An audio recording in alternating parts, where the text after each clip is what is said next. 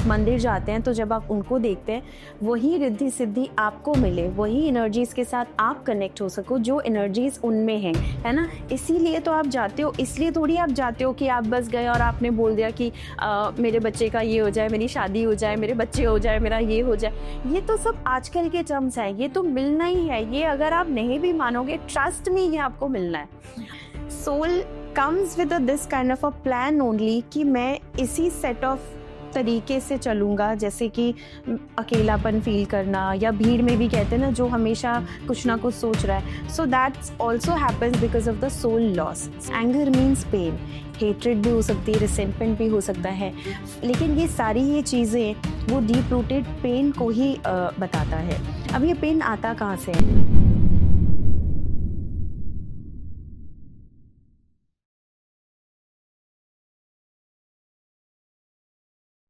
So hello everyone, welcome to TVT podcast. तो मेरा नाम है निकिता एंड आज हमारे साथ जो एक गेस्ट आई हुई है उनका नाम है सगुन जी, जो कि एक एस्ट्रो वास्तु कंसल्टेंट है। तो आइए सगुन जी से बात करते हैं। Hello Nikita, thank you so much, and I also thank TVT podcast team for giving me this opportunity so that I can speak about my modalities that I do, and so there are many healing modalities, and also I do Vastu, numerology, and I'll be talking about all these modalities and what I do and how I heal and help my people. So thank you so much Nikita once again. So ma'am, मेरा सवाल आपसे ये था कि क्या सच में हमें लोग नज़र लगा सकते हैं या सिर्फ और सिर्फ ये हमारे दिमाग का एक डर है या कुछ ऐसा है कि मतलब सच में क्या नज़र लगती है या कोई हमें ऐसे ही नज़र लगा सकता है? देखो, जहाँ तक नज़र की बात आती है ना, तो ये सबसे पहले तो नज़र बिल्कुल लग सकती है, लेकिन देखो इसके दो चीज़ें हैं, दो पहलू हैं इसमें। एक तो ये कि जब आपको नज़र लगती है तभी लग सकती है जब आपका ऑरा वीक हो, है ना। कहते हैं ना कि कोई नाव तभी डूब सकती है अगर उसके अंदर छेद होगा और वो पानी उसके अंदर चला जाएगा तभी, नहीं तो इतने बड़े समुंदर में तो नाव भी तैर जाती है ना। तो नज़र बिल्कुल वैसे ही काम करता है। अगर आपका ऑरा वीक है, अगर आपके जो आपका माइंडसेट है, थॉट प्रोसेस है, वो नेगेटिविटी से भरा हुआ है, तो डेफिनेटली जो आप सोचते भी हैं या आपको अगर कोई सामने वाला वैसे देख रहा है तो आपकी सोच भी वैसी बन जाएगी। तो आप उन्हीं और एक लोगों को अट्रैक्ट करने लग जाएंगे अपनी लाइफ में। तो इसी तरीके से नज़र दोष जो है, जो लोगों ने आपकी तरफ कुछ देखा, नेगेटिविटी से देखा या नेगेटिव थॉट प्रोसेस उनकी है अगर आपके प्रति, तो वो आप अपने अंदर अब्जॉर्ब करते चले जाएंगे। सो सबसे पहले अपना ऑरा वीक होना चाहिए।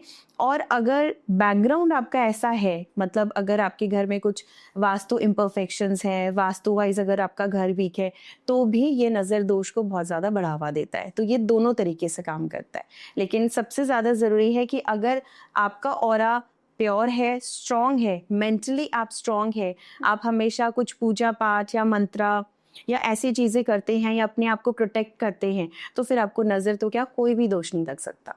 सो मैम, हीलिंग मॉडलिटी जो है ये है क्या? देखो, वैसे तो बहुत सारी मोडालिटीज़ है हीलिंग में। बेसिकली एनर्जी हीलिंग हम इसको बोलते हैं, जो हम अपनी एनर्जीज़ के थ्रू या यूनिवर्सल एनर्जीज़ के थ्रू काम करके हम किसी हीलिंग एनर्जीज़ को लेकर आते हैं। बहुत कॉमनली जो हम जानते हैं रेकी, है ना, ये आप किसी भी बच्चे को पूछोगे वो आपको बता देगा। लेकिन रेकी एक अलग तरीके की मोडालिटी है ये भी, जिसके बारे में मैं अभी बात करने वाली हूँ, विच इज़ मैग्नीफाइड हीलिंग। तो है ये भी एनर्जी बेस्ड, लेकिन रेकी से बहुत डिफरेंट है। ये इसका एडवांस आप बोल सकते हैं, एडवांस लेवल, जो कि मैं इसको बोलती हूँ मेरे हिसाब से, बिकॉज ये 9th डायमेंशन से आया है, विच इज़ मैग्नीफाइड हीलिंग। तो जैसे स्पिरिचुअल हीलिंग है, साउंड हीलिंग है, लामा फेरा है, ये सारे अलग अलग नाम है। उसी में सबसे पावरफुल अभी तक जो मैंने देखा है, which is magnified healing, which I also practice. So this is one of that modality. Magnified healing सबसे ज़्यादा जो काम करता है वो प्रेग्नेंट वुमेन पे, जो लोग प्रेगनेंसी प्रिपेयर कर रहे हैं, मतलब जो कंसीव नहीं कर पा रहे हैं या प्लानिंग कर रहे हैं, तो 3 कैटेगरीज हैं इसमें। एक तो जो फैमिली प्लानिंग करना चाह रहे हैं, ठीक है, आफ्टर मैरिज अगर किसी को फैमिली प्लानिंग करनी है, तो मतलब मैं हमेशा ये सलाह ज़रूर दूंगी कि apart from the medical history, आपके फाइनेंशियल स्टेटस और ये सब प्लानिंग के साथ साथ मैग्नीफाइड हीलिंग भी आपकी लाइफ में ज़रूर आना चाहिए। तो ये एक प्लानिंग का एक फर्स्ट सेट होना चाहिए। सेकंड, जो लोग कंसीव नहीं कर पा रहे हैं, फीमेल्स जो लोग आईवीएफ ट्राई कर रहे हैं, फेलियर्स ऑफ आईवीएफ हो चुका है, या फिर जो मिसकैरेजेस बहुत बार एक्सपीरियंस कर चुके हैं, तो उन सभी के लिए magnified healing again it proves रामबाण इलाज जिसको हम बोलते हैं। और तीसरा वो ये नॉर्मल ह्यूमन लाइफ में भी ये हर तरीके से काम करता है, बिकॉज ये it comes as a package, because ये आपके चक्रा को हील करता है, ये आपके कर्मा को कहीं ना कहीं बैलेंस करने के लिए प्रिपेयर करता है आपको, ये आपको कम्प्लीटली इवॉल्व करता है, ये एक ह्यूमन एनलाइटनमेंट की तरफ आपको लेकर जाता है। सो इट्स लाइक जैसे हम डेली प्रेयर करते हैं, पूजा करते हैं, या हमारी जो डेली की जो चीज़ें होती है जो हम करते हैं, इट्स लाइक नॉर्मल नहाना धोना खाना, विच is the daily necessity, right. तो मैग्नीफाइड हीलिंग अगर आप इसको भी एक डेली नेसेसिटी एंड अपने काम के रूटीन के काम के हिसाब से आप लेंगे, तो this can works wonder, right. जैसे जो मिसकैरेजेस होते हैं, या जो लोग कंसीव नहीं कर पा रहे हैं, उसका मेन रीज़न क्या है? मेन रीज़न यही है कि आपके रूट चक्रा में ब्लॉकेजेस हैं, राइट।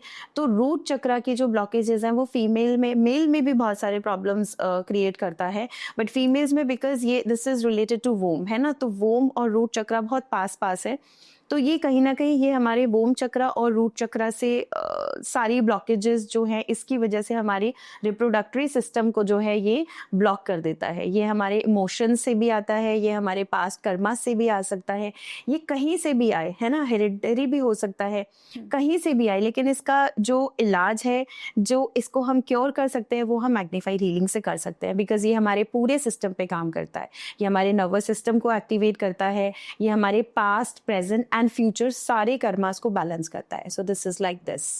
मैम कई बार ऐसा होता है कि हमारे पास सब कुछ है, हमारा बिजनेस अच्छा चल रहा है, हमारे पास इनकम भी आ रही है, हमारी फैमिली भी ठीक ठाक है, और फिर भी हमें बहुत अकेलापन सा फील होता है, हमें ऐसा लगता है कि हमारे साथ कोई नहीं है। तो ऐसा क्यों होता है? सबसे पहली बात, क्या आपको सच्ची में लगता है कि सब कुछ ठीक ठाक चल रहा होता है? देखो, ये हमारा नज़रिया है। सबसे बड़ी बात, जो एक इग्नोरेंट पर्सन है ना, जिसको कोई मतलब नहीं है, उसके लिए लाइफ का मतलब सिर्फ खाना पीना सोना जागना है, तो उसको कोई फ़र्क नहीं पड़ता कि उसकी लाइफ में या किसी की लाइफ में या उसके आसपास क्या हो रहा है, उसको वो चीज़ें समझ में ही नहीं आएगी, because he is not that much aware, है ना। तो सोल जब अवेयर ही नहीं है, तो उसको पता ही नहीं है क्या सही है क्या गलत है, किसको अच्छा बोल सकते हैं किसको बुरा। First thing is this. Second चीज़, जो आपका क्वेश्चन जो टू दी पॉइंट अगर मुझे बोलना है कि जो अच्छा दिख रहा है, विच इज़ नॉर्मल लाइफ में अगर आप देखो जो अच्छा दिख रहा है वो यही है ना कि हमारे पास जॉब है, हमारे पास 9 to 6 की अच्छी जॉब चलनी चाहिए, हमारा उसी में प्रमोशन होनी चाहिए, हम खा पी अच्छे रहे हैं, हम साल भर साल उसके बाद हमारी प्रमोशन हो रही है, 2-3 साल के बाद हम घर लेने लायक हो गए, एंड उसके 2-3 साल में हो सकता है हमारी लव लाइफ अगर होगी तो हम शादी करने लायक हो गए, शादी होगी तो हमारी 1 साल में बच्चे हो गए। So this is the pattern that we know और we call as normal life, right. But the truth is normal कुछ भी नहीं होता, नॉर्मल आपको हर रोज करना पड़ता है। इमेजिन योर सेल्फ कि आप आज सो रहे हैं और ये सोच रहे हैं कि कल आप जब ऑफिस जाएंगे और आपका जो भी प्रोजेक्ट है और इसमें आपको 500 सपोज $1 मिलियन आपको मिल जाएगा, तो आपके लिए शायद ये नॉर्मल होगा या नॉर्मल से अबव होगा, है ना। आप ये सोचकर सो रहे हैं, लेकिन क्या पता कल सुबह हुई ना, या फिर क्या पता कल सुबह आपकी वो जॉब ही चली जाए, तो फिर आप एकदम से नीचे गिर जाएंगे, राइट। पर आप सोचो, अगर सब कुछ ठीक है लेकिन वो 500 मिलियन प्रोजेक्ट के लिए आपको काम करना है, सो आपको मेहनत कितनी करनी पड़ेगी। सो एवरीथिंग रिक्वायर्स मेहनत, रिक्वायर्स हार्ड वर्किंग, बिकॉज आपकी अवेयरनेस अभी वहां तक है, that is the goal you want to achieve, right. तो जब आप ये सोचते हैं कि ये मेरी अचीवमेंट है, ये मेरा गोल है, यहाँ तक मुझे पहुँचना है, तो आप सोचो आपको उसके लिए, उस चीज़ को बैलेंस रखने के लिए आपको कितनी मेहनत करनी पड़ेगी।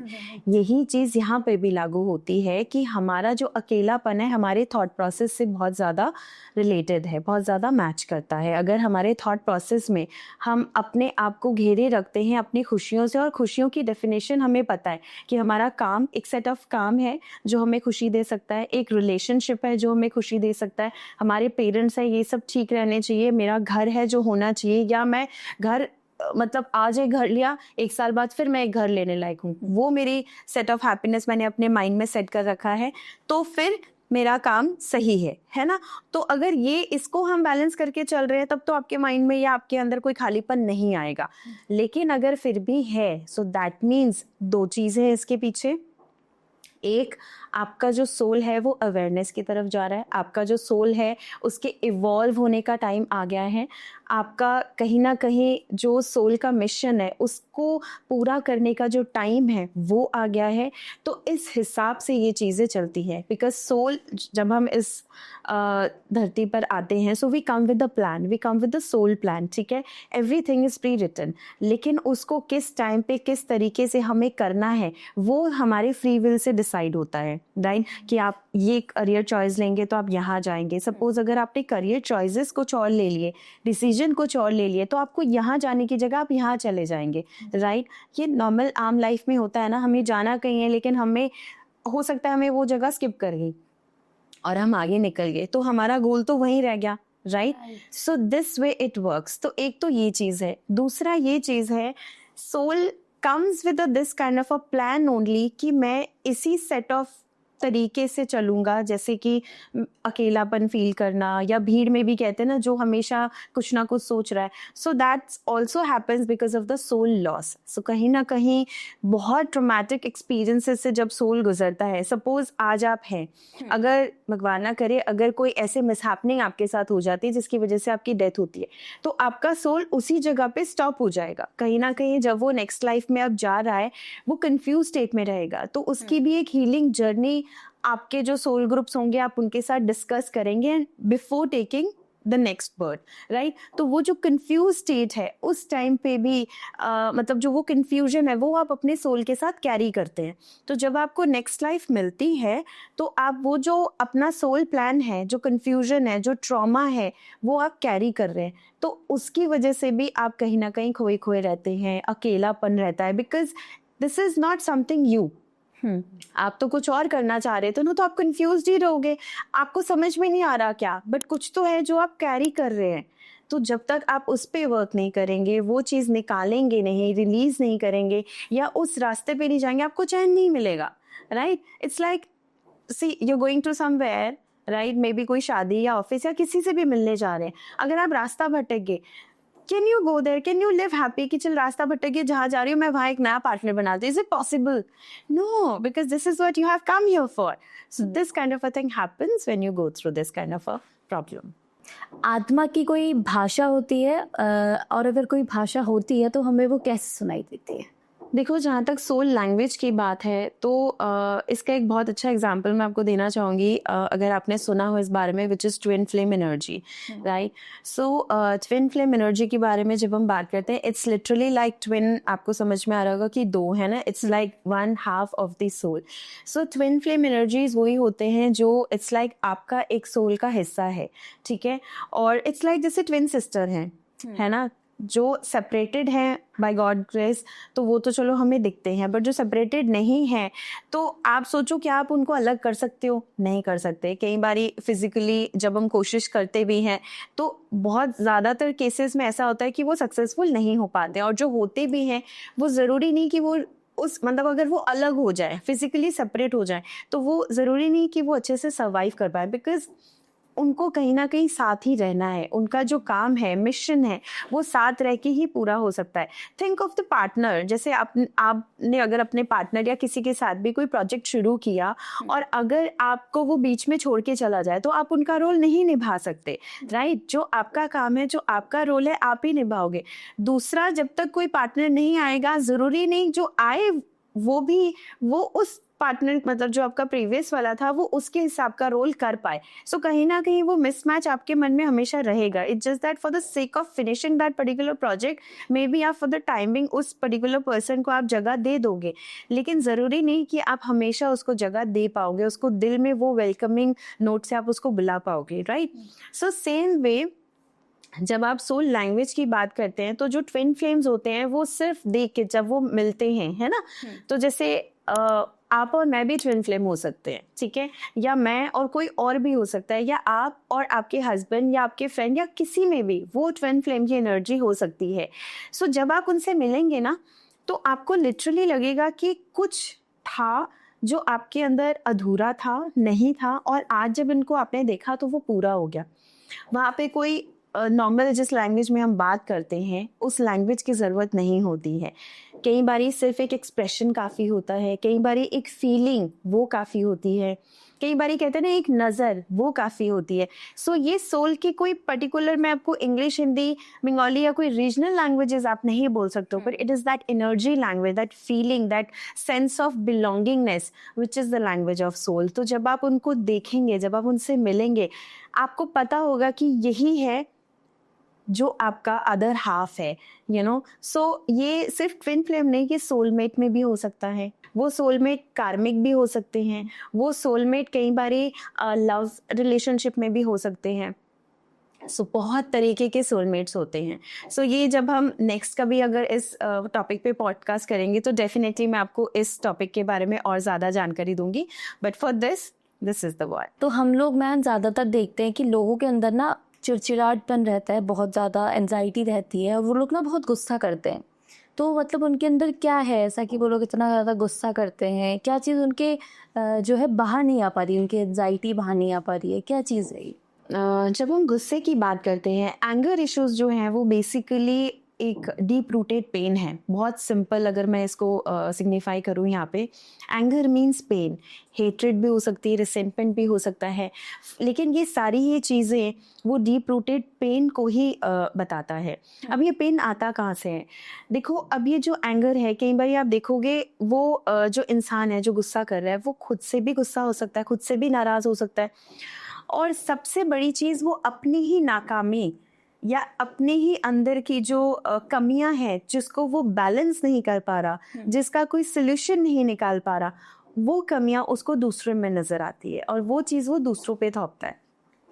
देखो, कोई ऐसी चीज़ नहीं होती जिससे हम ये बोलेंगे कि सामने वाला बुरा है, क्योंकि सामने वाला जैसा भी है ना हम बोल सकते हैं ना हम वो बोलने लायक है, बिकॉज हमें अपना ही नहीं पहले पता, राइट? सामने वाला जैसा भी है वो उसकी सर्कमस्टांसेस की वजह से है, राइट? तो जब हम सामने वाले के ऊपर टिप्पणी कर रहे हैं वो एक्चुअली और कुछ नहीं, वो हमारा ही मिरर है, हमारी ही कमियां हम उसमें जब देखते हैं, और क्योंकि we are helpless, we can't do anything about our lackness और वीकनेसेस, और जिसका हमें पता ही नहीं है, because we are unaware of that, right? तो जिस वजह से हमें लगता है कि सामने वाला बुरा है, तो हम वो अपनी जो वीकनेस है हम वो दूसरों में ढूंढते हैं और दूसरों को जिम्मेदार ठहरा देते हैं। बुद्धा इसमें एक बहुत अच्छी बात कहते हैं। वो ये कहते हैं कि गुस्सा एक तरह से एक जलता हुआ कोयला है जो वो अपने हाथ में उसके होता है और वो जल्दी से दूसरों के ऊपर फेंकना चाह रहा है, बिकॉज वो खुद नहीं होल्ड कर सकता, वो इतना ज़्यादा पेन में है। तो ये सप्रेस्ड इमोशंस, ये एंगर, ये एंजाइटी, ये जब तक निकलेगा नहीं, इसके कारण नहीं निकलेंगे, हमें नहीं पता चलेगा कि वो इंसान किस दर्द में गुजर रहा है। जैसे जो लोग ज़्यादा अल्कोहलिज्म में हैं, है ना, जो लोग बहुत ज़्यादा ड्रग एडिक्टेड होते हैं या किसी बुरे संगत का शिकार हो जाते हैं, या जो बच्चे आप देखेंगे आमतौर पे बहुत ज़्यादा जो टीन एज में स्पेशली जो जा रहे हैं 9th या 10th ऑनवर्ड, जब आजकल हम देख रहे हैं, तो बच्चे ज़िद में आ जाते हैं, बहुत ज़्यादा गुस्सा करते हैं, चिड़चिड़ापन, लेट जाना, ज़िद करना, ये सब वो अपने सोल प्लान में कैरी कर रहे हैं, सो दैट कोई इवॉल्व पेरेंट आए और उनको देखे और कहीं ना कहीं समझ जाए कि ऐसा क्यों कर रहे हैं, बिकॉज एक इवॉल्व पेरेंट ही समझ सकता है कि जो ये बच्चा गुस्सा कर रहा है ये उसका नहीं है, ये कुछ ना कुछ अपनी ही कमियां हैं, मतलब पेरेंट्स की कमियां हैं जो बच्चा मिरर करके आपको दिखा रहा है। सो इसीलिए कहते हैं ना कि बच्चा तब करो जब आप इवॉल्व हो चुके हो। अगर तब नहीं कर पाए तो बच्चे को देख के आप पहले खुद को सिखाओ, खुद को पाल लो और फिर बच्चे को समझाओ। बच्चे को ठीक करने की ज़रूरत नहीं है, उसमें जो चीज़ आप देख रहे हैं कि आपको लगता है आपको ठीक करना है, उसकी कमियों को आप अपनी कमियां समझकर पहले अपने आप को ठीक करें, क्योंकि बच्चा तभी गुस्से से बात करेगा जब उसने कभी आपको सुना होगा गुस्से में। सो सेम जब वो बच्चा बड़ा हो रहा है, because throughout his childhood he is been unheard, तो उसके अंदर वो रिसेंटमेंट और बैठ जाती है। तो जो वो कार्मिक प्लान लेकर आ रहा है, जो वो कार्मिक जो सोल प्लान जो अपने ऊपर लेकर आ रहा है, और जो उसके सामने घटित हो रहा है और जो चीज़ें वो देखकर बढ़ रहा है ना, तो वो चीज़ें ही वो थ्रो कर रहा है, वही चीज़ें दे रहा है, और तो वो कहीं से नहीं कर सकता। तो वही चीज़ें हैं, अगर आप नहीं समझेंगे तो आपका बच्चा भी इसी तरीके से ग्रो करेगा और फिर बड़े होकर भी वो वही एंगर करने वाला है। So anger is basically nothing but the deep rooted pain. So ma'am, आप जैसे कि हीलिंग इनोवेटिव है, एंड आपका एक्सपीरियंस कैसा रहा है हीलिंग जर्नी में, एंड इस हीलिंग वर्ड में आप कैसे आई हैं, क्या क्या हुआ है आपके साथ और क्या सच है इन सब के पीछे, आप ये सब बताइए। देखो, सबसे पहले तो मैं हीलिंग लाइन में आई कैसे। सो बेसिकली बचपन से ही ना हमारे घर में स्पिरिचुअल वाला माहौल हमेशा से था। So I come from a Sikh background, and so we have बाबा जी का प्रकाश at home and everything. So शुरू से ही हमारे घर में एक रिलीजियस स्पिरिचुअल माहौल रहा है, जिसमें मेडिटेशन, शब्द सुनना, पाठ करना, ये सब चीज़ें हमेशा से रही है। तो एक आप बोलोगे कि इसके प्रति जो रुझाव है वो हमेशा से था। सो गॉड, हम लोग मतलब स्पेशली फॉर मी, मुझे ऐसा नहीं लगता कि कोई गॉड बाहर है। मेरे लिए बड़ा मुश्किल होता है कि मैं मंदिर जाऊँ और कनेक्ट करूँ, या लोग ये बोलते हैं कि प्रॉब्लम हुई है तो मंदिर जाओ तभी आपको भगवान मिलेंगे, या गुरुद्वारे जाओ भगवान मिलेंगे। ऐसा नहीं है, ये शुरू से मेरा फिलॉसफी मेरी नहीं रही है। मैं बहुत छोटी थी तब भी मुझे याद है कि मुझे हर किसी में लगता है कि अगर ये चीज़ चल रही है तो कैसे चल रही है, कौन सी वो एनर्जी है जो इसको चला रही है, कुछ तो उसके पीछे होगा। तो ये एक एक ऐसा आइडिया, एक ऐसी सोच, एक जिसको खुराफाती बोल सकते हो उस टाइम पे, बट ये बहुत डिफरेंट सोच हमेशा से थी। फिर जब मैं लोगों को देखती थी कि लोग मंदिर जा रहे हैं, स्पेशली दिवाली में तो बड़ा ही वो होता है कि आज लक्ष्मी गणेश जी खरीदो और ये करो और वो करो, तो मुझे वो कॉन्सेप्ट कभी समझ नहीं आया। तो मुझे लगा कि यार मुझे ऐसा क्यों है, कि मेरे अंदर ऐसा क्या डिफरेंट है देन अदर्स, कि मुझे ये चीज़ें अच्छी नहीं लग रही हैं, मुझे ये चीज़ें क्यों नहीं समझ में आ रही है। फिर जैसे मैं लोगों को देखती थी कि लोग रंगोली बना रहे हैं, ये बना रहे हैं। अब मुझे डेफिनेटली, अब हमारे घर में इतना ज़्यादा उसका वो नहीं होता था, बिकॉज सिख फैमिली में इस चीज़ को इतना बढ़ावा नहीं दिया गया है, क्योंकि अब देखो कॉन्सेप्ट ही क्लियर नहीं है तो मैं कैसे बताऊँ। तो मुझे अच्छा नहीं लगता था, मुझे लगता था कि लोग सिर्फ आज ही के दिन क्यों कर रहे हैं। अगर कोई इतनी प्योर बड़ी एनर्जी है जो हमें चला रही है, जो हमें ये सब चीज़ दे रही है, तो सिर्फ आज ही के दिन क्यों, ये रोज़ क्यों नहीं। इट्स लाइक अगर हमें खाना चाहिए, अगर हमें अपने आप को चलाना है, अपने शरीर को चलाना है, तो हमें खाना रोज़ चाहिए। अगर हमें साफ सुथरा दिखना है तो हमें नहाना रोज़ है। तो ये ऐसी क्या चीज़ है जो साल में एक ही दिन आएगी, चाहे वो दिवाली है, चाहे वो होली है, चाहे वो कोई भी सिखों के प्रोग्राम्स है, कुछ भी एक दिन नहीं हो सकता। और हमारे घर में तो देखो, क्योंकि बाबा जी का प्रकाश था, तो रोज़ पाठ होना, सुबह शाम का जो भी हमारे रिचुअल्स होते हैं, रिचुअल्स भी क्या, हमारा तो सिंपल पाठ है ना, तो हम वो करते थे। तो मुझे लगता था कि बाबा जी है या भगवान है, कोई भी है, ये एनर्जी तो हमेशा हमारे अंदर है, तो हम बाहर किसको ढूंढे, कहाँ ढूंढे, और अगर है भी तो वो दिखते क्यों नहीं है। तो मेरे अंदर ये क्वेश्चंस हमेशा होते थे। तो मैं इसलिए बहुत ज़्यादा रिलीजियस टर्म पे भगवान को नहीं मानती। मैं ये मानती हूँ कि अगर कोई है, कोई शक्ति जो हमें चला रही है, तो वो फिर हमारे अंदर है। बिकॉज हम सांस ले रहे हैं, हम चल रहे हैं, सब कुछ कर रहे हैं, तो ये हमारे अंदर ही हो सकता है, ये बाहर नहीं हो सकता। फर्स्ट थिंग तो ये एक ऐसी सोच है, आई थिंक, जिसने मुझे इसी सोच के साथ मुझे बड़ा किया, आगे बढ़ाया। फिर दूसरी चीज़ ये थी कि मैं पूरी तरह से इसमें कैसे आई।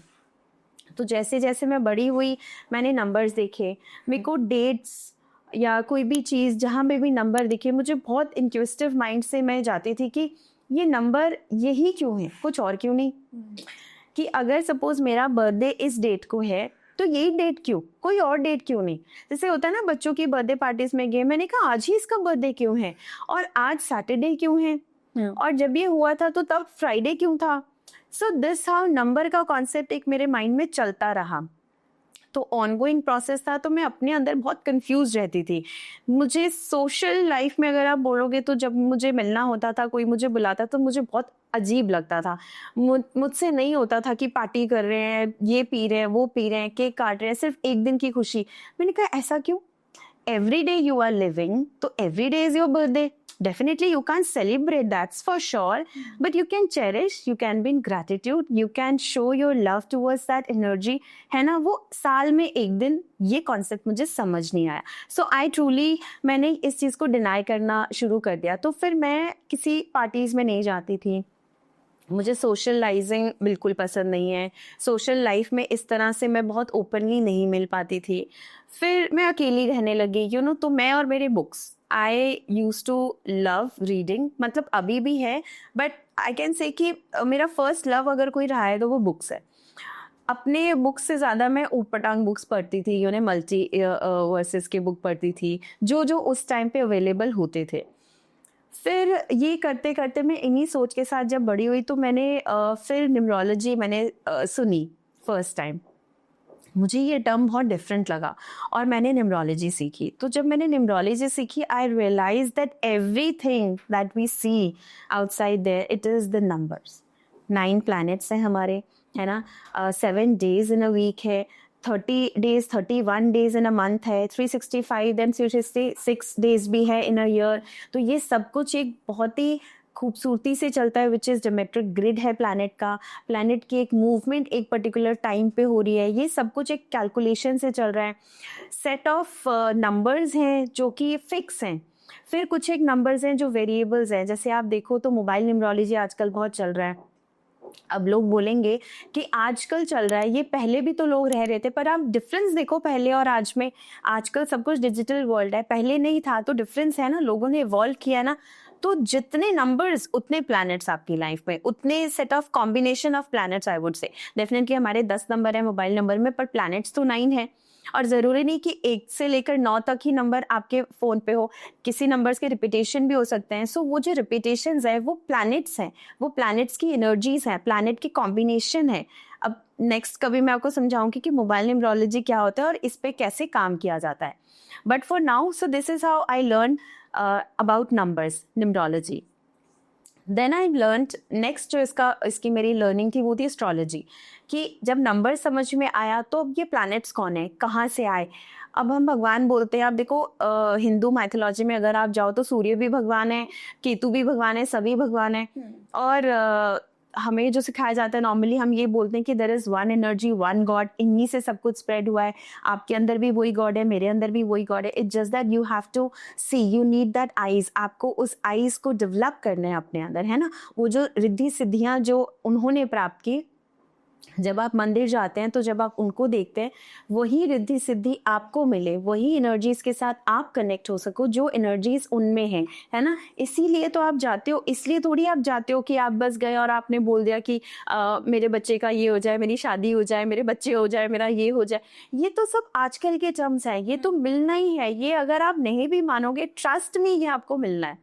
आज नहीं तो कल, ज़्यादा या कम, जितना लिखा है, जैसे लिखा है, मिलना है. वो हमारी सोच के ऊपर है कि भाई इसके, मेरे पड़ोस वाले के बेटी के बच्चे हो गए, मेरी बेटी के अभी तक हुए नहीं. तो हम उस थॉट में चले जाते हैं and then we start praying कि चलो हम 9 शनिवार ये करेंगे या 9 मंगलवार लड्डू चढ़ाएंगे, सो देन मेरा बच्चा ये हो जाए, शादी हो जाए, and what not. So this is the social pressure, you can say, है ना. वो कहते हैं ना, बच्चा पीयर प्रेशर से सीखता है या पीयर ग्रुप में सीखता है. सो ये हमारी सोसाइटी ऐसी है. लेकिन अगर आप अपने अंदर झांकोगे और आप देखोगे, मैंने बहुत लोगों को देखा है आफ्टर मैरिज, इनफैक्ट मैं भी अगर हूँ तो मैं ये बोलूँगी कि नहीं यार, पहले अच्छी थी. लेकिन फिर अगर मैं अपने माइंड में कैलकुलेट करती फिर सोचती हूँ नहीं यार, पहले तो कितनी स्ट्रगल थी, अब ठीक है. फिर लगता है नहीं नहीं, थोड़ा सा और हो जाए. So see the calculation. So it's basically everything is in your mind, is in your heart. What you need to decide and only you can decide, है ना. तो जब आप भगवान के पास जाते हैं, आपको कनेक्शन अगर अपने आप से नहीं हो रहा तो that means you are not at the right place या फिर not at the right time. अब जहाँ तक मैं इसकी बात करूँगी कि जैसे मैं मंदिर, मैंने आपको बोला कि मुझे नहीं लगता कि वहाँ पे भगवान है. देखो, मैं कभी भीड़ में जाऊँ ना तो मुझे लगता है कि मेरे साथ वो कनेक्शन नहीं हुआ, क्योंकि मैंने लोगों को देखा, मैं उन्हीं के प्रेशर में आ गई, मैंने भी धक्का मारा, उन्होंने भी मारा, कि बस वहाँ चले जाए आप.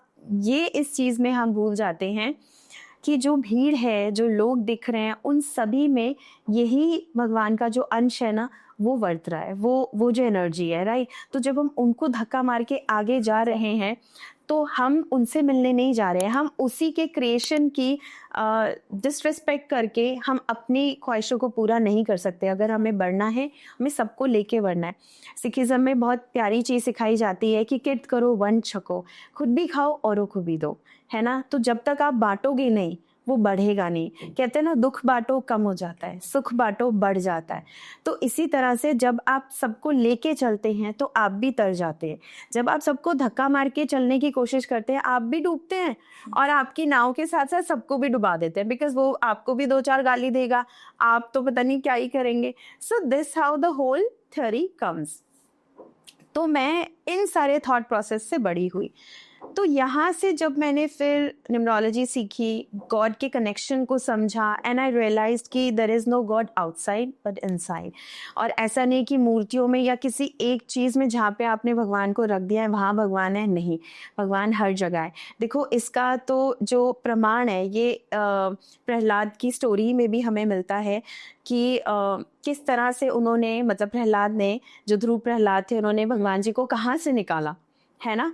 तो ये तो बहुत बड़ा प्रमाण है कि भगवान जी हर जगह है, किसी एक जगह में वो हो ही नहीं सकते, क्योंकि अगर किसी एक जगह में होंगे तो सृष्टि चल ही नहीं सकती, है ना। आप सोचो, आज हमारी ज़रूरत के लिए सब कुछ है, एक छोटे से छोटा जाति का इंसान और एक ऊंचे से ऊंचे काम करने वाला इंसान, और हमें सबकी ज़रूरत इक्वली है ना। Can you imagine your self and going throwing the garbage of your home? You can't. You have a person, dedicated person who is doing this for you. Why? Because कहीं ना कहीं उसको भी तो उसी भगवान ने भेजा है और उसको ये काम असाइन किया है according to his karma level definitely. But ये भी तो काम उतना ही respectful होना चाहिए ना जितना आप और मेरा काम, right or wrong? Right. So यहाँ से मेरी philosophy शुरू हुई हीलिंग की तरफ, और फिर मैंने इसके बारे में पढ़ना शुरू किया, जानना शुरू किया। तो फिर जब मैंने समझा कि रेकी क्या है, साउंड हीलिंग क्या है, स्पिरिचुअल एनर्जीज़ क्या है, क्वांटम हीलिंग क्या है, तो इन सब के बारे में मैंने स्टडी की, सीखा। बट फाइनली जब मैंने मैग्नीफाइड हीलिंग सीखा तो फिर I think my search ends here, you know.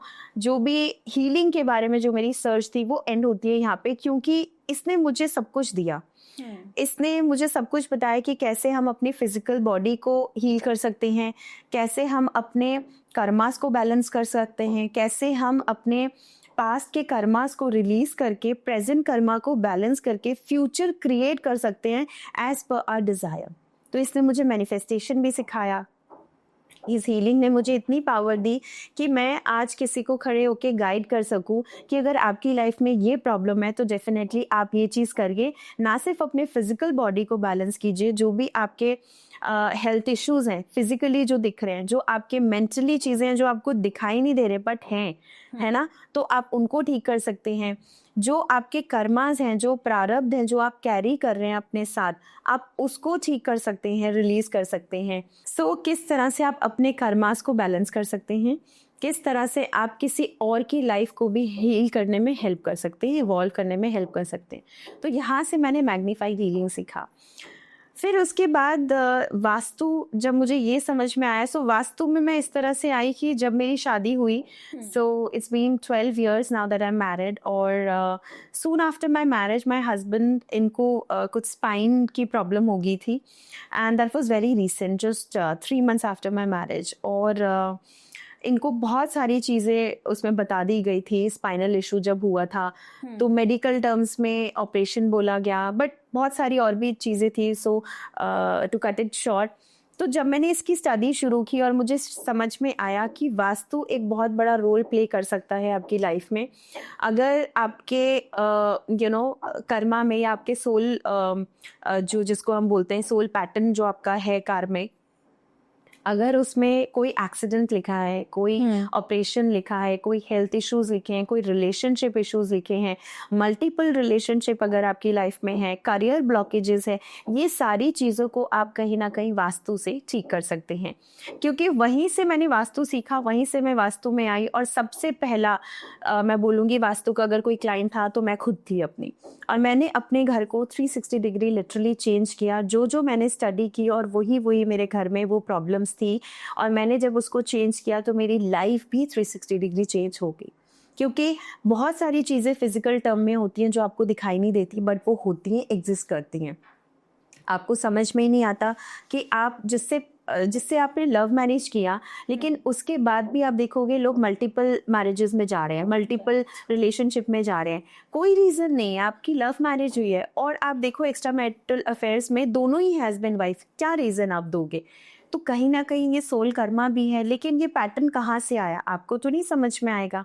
तो ये चीज़ आपका घर बोलता है, ये चीज़ आपके घर का वास्तु बोलता है। अगर आप इसको परफेक्ट कर लेते हैं तो बहुत सारे आपके लाइफ के प्रॉब्लम्स हैं जिसको आप केटर कर सकते हैं।